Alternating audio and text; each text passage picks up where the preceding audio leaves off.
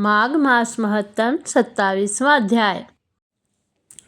प्रेत कहने लगा कि हे पथिक, मैं इस समय तुम्हारे पास जो यह गंगा जल है उसे मांगता हूँ, क्योंकि मैंने इसका बहुत कुछ महात्म्य सुना है।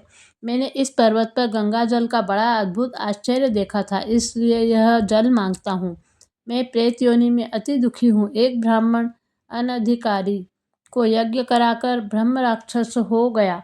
वह हमारे साथ 8 वर्ष तक रहा। उसके पुत्र ने उसकी अस्थियों को इकट्ठा करके गंगा में कनखल स्थान में गिरवा दिया। उसी समय वह राक्षसत्व त्याग कर सद्गति को प्राप्त हुआ। मैंने प्रत्यक्ष देखा है, इसलिए मैंने तुमसे प्रार्थना की है। मैंने पहले जन्म में तीर्थ स्थानों में बड़े बड़े दान लिए थे और उनका प्रायश्चित नहीं किया था। इसी से मैं हजारों वर्ष तक इस प्रेत योनि, जिसमें अन्न और जल मिलना अति दुर्लभ है, दुख पा रहा हूँ। इस योनि में मुझको हजारों वर्ष बीत गए। इस समय आप जल देकर मेरे प्राणों को, जो कंठ तक आ गए हैं, बचाओ। कुष्ठ आदि रोग से भी मनुष्य प्राणों को त्याग करने की इच्छा नहीं करता है। देवद्युति कहने लगे कि ऐसे उस प्रेत के वचन सुनकर वह ब्राह्मण बड़ा विस्मित हुआ और वह अपने मन में विचारने लगा कि संसार में पाप और पुण्य के फल अवश्य आ पड़ते हैं। देव, दानव, मनुष्य, कीड़े मकोड़े भी रोगों से पीड़ित होते हैं। बाल तथा वृद्धों को मरण, अंधा तथा कुबड़ापन, ऐश्वर्य, दरिद्रता, पंडित्य तथा मूर्खता सब कर्मों से ही होता है। इस कर्म भूमि में उन्होंने न्याय से धन इकट्ठा किया, वह धन्य है। यह सुनकर प्रेत गदगद वाणी में बोला कि हे पथिक, मैं जानता हूँ कि आप सर्वज्ञ हैं। आप मुझको जीवन का आधार जल इस प्रकार दो जैसे मेघ चातक को देता है।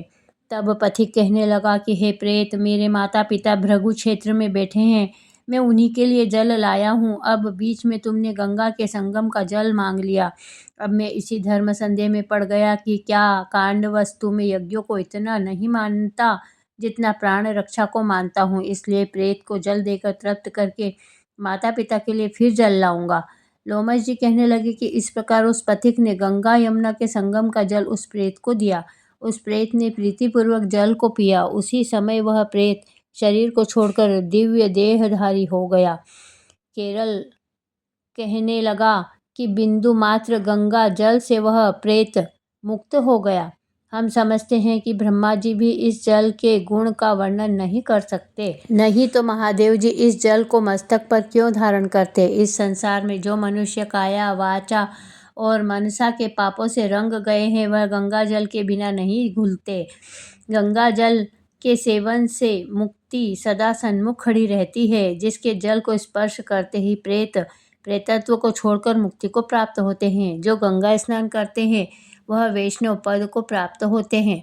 यदि संबंधी लोग गंगा जल से तर्पण करें तो नरक में रहने वाले पितर लोग स्वर्ग में चले जाते हैं और स्वर्ग में रहते हुए ब्रह्मत्व को प्राप्त होते हैं। गंगा जल के समान और कोई मुक्ति का साधन नहीं है।